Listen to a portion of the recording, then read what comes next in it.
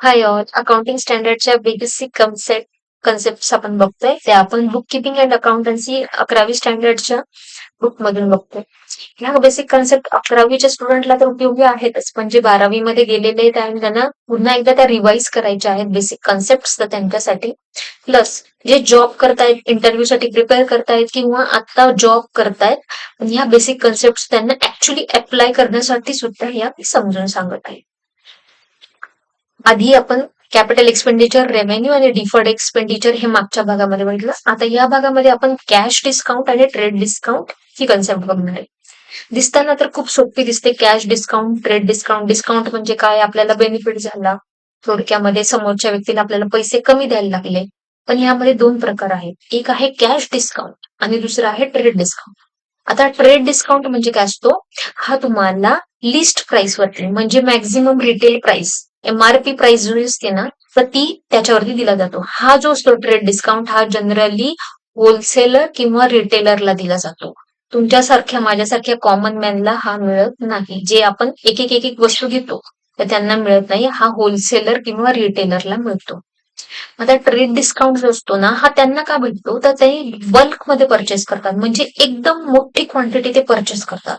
मग त्यामुळे काय होतं, समोरचा जो सेलर असतो त्यालाही खूप सारे कस्टमरकडे जायला लागत नाही किंवा त्याचाही स्टॉक पटकन क्लिअर होऊन जातो आणि लवकर त्याला पैसे मिळून जातात. म्हणून हा ट्रेड डिस्काउंट दिला जातो.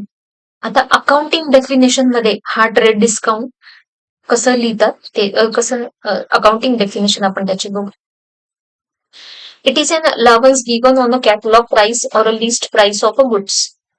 कॅटलॉग प्राइस किंवा लिस्ट प्राइस म्हणजे काय? Maximum retail price, MRP price. तुम्हाला कुठल्याही प्रोडक्ट वरती ती लिहिलेली दिसेल त्याला म्हणतात कॅटलॉग प्राइस, लिस्ट प्राइस.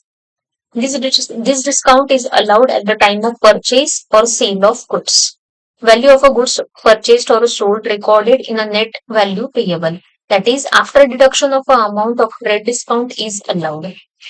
आता हा जो ट्रेड डिस्काउंट असतो हा बुक्स मध्ये रेकॉर्ड होत नाही.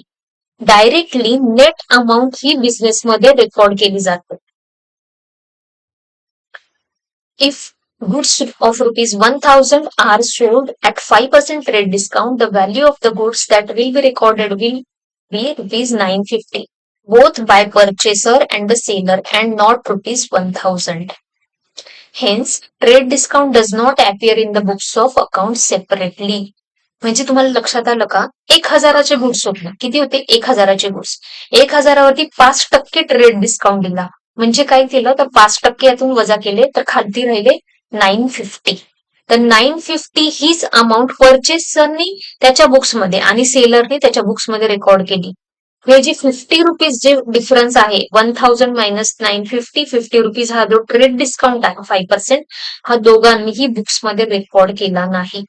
म्हणून याला म्हणतात trade discount. Hence trade discount does not appear in the books. म्हणजे हा सेपरेटली बुक्स मध्ये रेकॉर्ड केला जात नाही.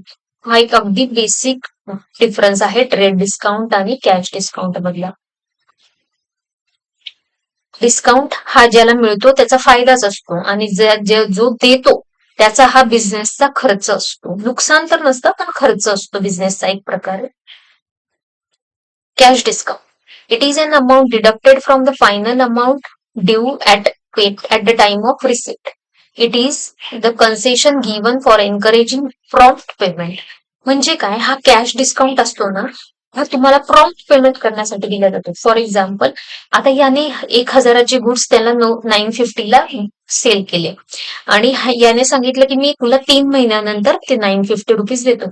तर हा काय म्हणाला, 1 महिन्यानंतर तू मला आहे ना आत्ताच पैसे दे, मी तुला त्यामध्ये अजून 50 रुपये डिस्काउंट देतो. असं जे ट्रान्झॅक्शन आहे ना, की तुम्हाला पटकन पैसे मिळावे म्हणून तुम्ही जर का काही एखाद्याला at the time of payment discount दिला असेल ना, तर त्याला म्हणतात कॅश डिस्काउंट. मग इथे दिलेलं आहे the final amount due at the time of receipt. Amount deducted from the final amount due at the time of receipt. Receipt किंवा पेमेंट कॅश ज्यावेळेस ऍक्च्युली कॅश येते जाते ना, त्यावेळेस जो दिलेला असतो ना त्याला म्हणतात cash discount. It is a concession given for encouraging prompt payment. लवकरात लवकर आपल्याला पैसे मिळावे ह्यासाठी दिलेला हा डिस्काउंट आहे. It is given either for the spot payment or for the payment within a specific period.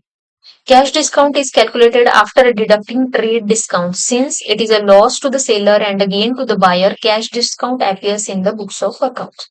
हा काय होतो तर तुमच्या ट्रेड डिस्काउंट वजा केल्यानंतर खालती जी रक्कम नेट अमाऊंट राहते त्यातून तो तुम्हाला डिडक्ट केला जातो, वजा केला जातो आणि हा बुक्स मध्ये अपियर होतो. बायर साठी काय असतो, हा गेन असतो, म्हणजे त्याच्या काय होतं प्रॉफिट अँड लॉस अकाउंटच्या क्रेडिट साईडला दिसतो. आणि जो सेलर असतो त्याच्यासाठी हा बिझनेसचा एक्सपेन्सेस असतो, म्हणून प्रॉफिट अँड लॉस अकाउंटच्या डेबिट साईडला डिस्काउंट अलाउड दाखवलं जातं. सेलरच्या बुकमध्ये प्रॉफिट अँड लॉस अकाउंटच्या डेबिट साईडला डिस्काउंट अलाउड आणि बायरच्या प्रॉफिट अँड लॉस अकाउंटच्या क्रेडिट साईडला डिस्काउंट रिसिव्ड म्हणून दाखवली जातं.